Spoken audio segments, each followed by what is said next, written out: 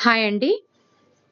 డాబా స్టైల్‌లో ఆమ్లెట్ ఇంట్లోనే వేసుకోవాలంటే, సన్నగా కట్ చేసుకున్నటువంటి ఉల్లిపాయలు ఓ బౌల్‌లో తీసుకొని, కొద్దిగా పసుపు, కొంచెం కారం, దాంతో పాటు కొంచెం ఉప్పు, కాస్త చికెన్ మసాలా, గరం మసాలా, అల్లం పేస్టు వీటన్నిటితో పాటు ఒక చిన్న ఇంట్లో వాడుకునేటువంటి పోపుల్లో వాడుకునే ఒక ఐటెమ్ చెప్తానండి. అదే డాబా స్టైల్‌లో ఆమ్లెట్ వేయటానికి మంచి రుచి రావటానికి కూడా సీక్రెట్ అనమాట. అదేంటంటే జీలకర్ర. జీలకర్రను కూడా ఈ మిశ్రమంలో యాడ్ చేసి ఒక గుడ్డు కొట్టి ఆ సొనని బాగా ఒక ఫోర్క్ సహాయంతో బీట్ చేసుకోవాలి.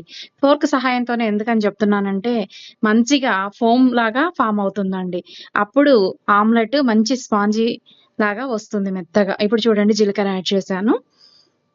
బాగా హీట్ చేసుకున్నటువంటి పెనం మీద ముందుగా ఆయిల్ అప్లై చేయాలండి.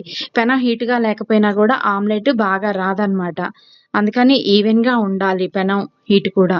ఇప్పుడు ఆమ్లెట్ మిశ్రమాన్ని బాగా పలచగా పరుచుకోవాలి. చూడండి స్పాంజీలాగా బాగా ఫ్లఫీగా అవుతుంది ఆమ్లెట్. మంచిగా ఆమ్లెట్ కూడా పెనం మీద నుంచి లేస్తుంది. రెండు వైపులా కాల్చుకొని బాగా ఆనియను, నిమ్మకాయ సహాయంతో సర్వ్ చేసుకోవటమేనండి. సూపర్ టేస్టీ ఆమ్లెట్ రెడీ అయిపోయింది. Thank you.